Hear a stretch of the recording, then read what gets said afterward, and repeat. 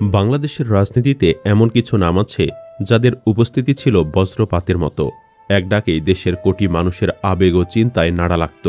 আজ আমরা কথা বলবো জামায়াত ইসলামীর সেই ৭ জন বাঘা নেতা সম্পর্কে, যারা হয়তো আজ বেঁচে থাকলে জামায়াত একাই সরকার গঠন করতে পারত। ভোটে দাড়িপাল্লার পক্ষে উঠত গণজোয়ার, কিন্তু ভাগ্য কিংবা রাজনীতির নিষ্ঠুর খেলায় একে একে তারা সবাই মুছে গেছেন রাজনৈতিক মঞ্চ থেকে। কেউ মারা গেছেন, কেউ অন্যায়ের কাছে মাথা নত না করায় ফাঁসিতে ঝুলেছেন। আজকের এই পর্বে আমরা জানব কারা ছিলেন তারা, কি ছিল তাদের রাজনৈতিক শক্তি এবং কিভাবে একে একে তারা ইতিহাস হয়ে গেলেন। নাম্বার ১, দেলোয়ার হোসেন সাঈদী। দেশের ক্রান্তিলগ্নে মানুষ সবচেয়ে বেশি মিস করে আল্লামা সাঈদী হুজুরকে। তিনি বেঁচে থাকলে এতদিন হয়তো তিনি জামায়াত ইসলামীর আমির হয়ে যেতেন।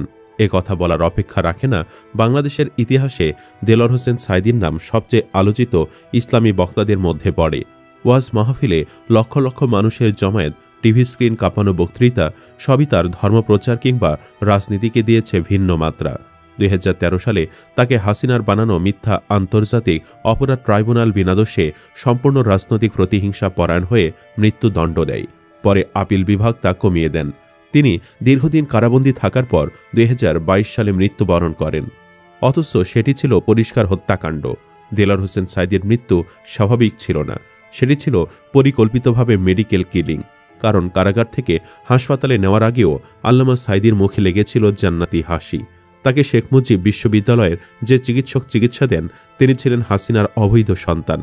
অধ্যাপক এস.এম. মোস্তফা জামান নামে ওই ডাক্তার গণজাগরণ মঞ্চে সাঈদীর ফাঁসির জন্য মিছিলও করেছিলেন।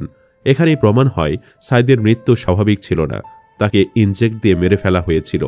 অনেক বিশ্লেষকের মতে সাঈদী বেঁচে থাকলে জামায়াতের জনসমর্থন আরও বাড়তে পারত, কারণ ধর্মপ্রাণ মুসলিমদের মাঝে তার জনপ্রিয়তা ছিল আকাশচুম্বী। নাম্বার ২, মতিউর রহমান নিজামী। জামায়াতের ইতিহাসে নিজামী ছিলেন অভিভাবক সুলভ নেতা।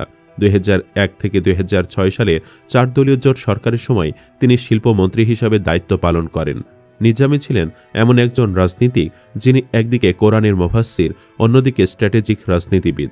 তবে ২০১৩ সালে সম্পূর্ণ মিথ্যা মানবতা বিরোধী অপরাধের অভিযোগে তার বিরুদ্ধে শুরু হয় বিচার। ২০১৪ সালে হাসিনার আদালত তাকে মৃত্যুদণ্ড দেয় এবং ২০১৬ সালে ফাঁসি কার্যকর হয়। কিন্তু এটি ছিল রাজনৈতিক প্রতিহিংসার শিকার হওয়ার এক বড় উদাহরণ। ফাঁসিতে ঝোলার আগে নিজামী বলেন, আমি আল্লাহর সন্তুষ্টির জন্য জীবন দিয়ে যাচ্ছি, আমার জীবনের বিনিময়ে যেন ইসলাম কায়েম হয়। অনেকে মনে করেন যদি নিজামী আজ বেঁচে থাকতেন, জামায়াত নতুন করে পুনর্জীবনের পথে যেতে পারত। নাম্বার ৩, আলী আহসান মোহাম্মদ মুজাহিদ। মুজাহিদ ভাই ছিলেন জামায়াতের আরেকজন মেধাবী ও জনপ্রিয় নেতা। ২০০১ থেকে ২০০৬ মেয়াদে তিনি সমাজ কল্যাণ মন্ত্রী হিসাবে দায়িত্ব পালন করেন। খুবই সুশৃঙ্খল ও চিন্তাশীল রাজনৈতিক ব্যক্তিত্ব হিসাবে পরিচিত ছিলেন তিনি। তাকে ২০১৫ সালে ফাঁসিতে ঝুলিয়ে মৃত্যুদণ্ড কার্যকর করা হয়। মুক্তিযুদ্ধকালীন মানবতা বিরোধী অপরাধে দোষী সাব্যস্ত করে। তবে দেশবাসী সবাই জানে মামলাগুলো ছিল মিথ্যা ও প্রমাণবিহীন। হাসিনা সরকার শুধুমাত্র আদর্শিক কারণেই ইসলামী আন্দোলনের এই জনপ্রিয় নেতাকে দুনিয়া থেকে সরিয়ে দেবার পায়তারা করেছে। কিন্তু শহীদদের দুনিয়া থেকে সরানো যায় না, তারা জীবিত, তাদের মরণ নাই। মানুষকে যুগ যুগ ধরে প্রেরণা দেবার জন্যই জন্ম। মুজাহিদ বেঁচে থাকলে জামায়াতের রাজনৈতিক ঐক্য ও আন্তর্জাতিক যোগাযোগ আরও মজবুত হতো। নাম্বার ৪, মোহাম্মদ কামারুজ্জামান। জামায়াতের আরেক আগুনে নেতা ছিলেন কামারুজ্জামান। ছাত্র রাজনীতি থেকে উঠে এসে কেন্দ্রীয় রাজনীতিতে নিজের অবস্থান পোক্ত করেন তিনি জামায়াত ইসলামীর সহকারী সেক্রেটারি জেনারেল ছিলেন। তার ক্ষুরোধার লেখনীর মাধ্যমে এদেশের মানুষ সমাজ, সভ্যতা ও পাশ্চাত্যের নানা অসঙ্গতির ইতিহাস জানতে সক্ষম হয়েছে। দেশের রাজনৈতিক অঙ্গনে গুণগত পরিবর্তন, স্বচ্ছতা ও জবাবদিহিতার লড়াইয়ে তিনি অন্যতম।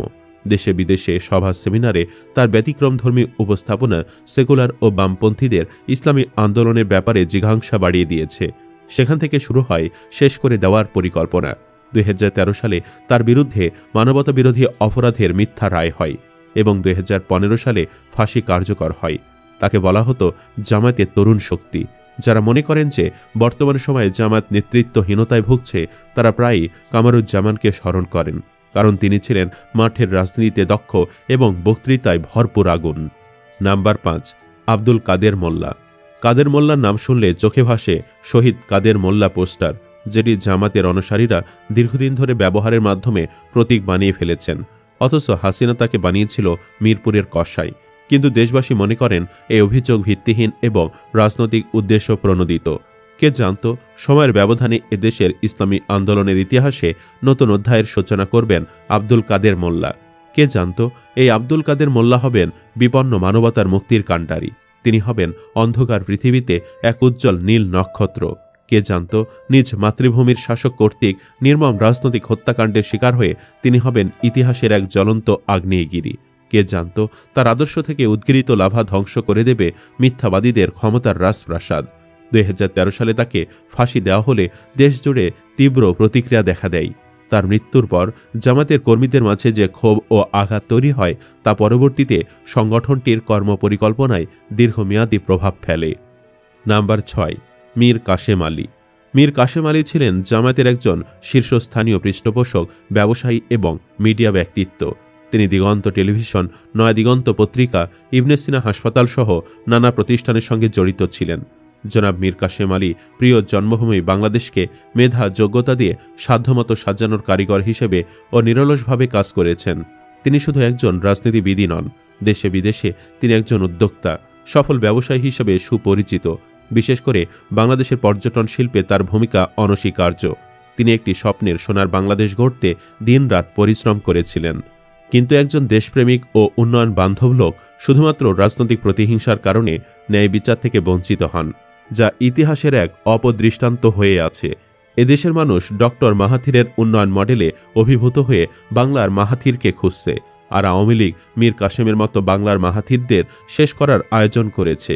তাকে 2014 সালে দোষী সাব্যস্ত করা হয় এবং 2016 সালে ফাঁসি কার্যকর করা হয়।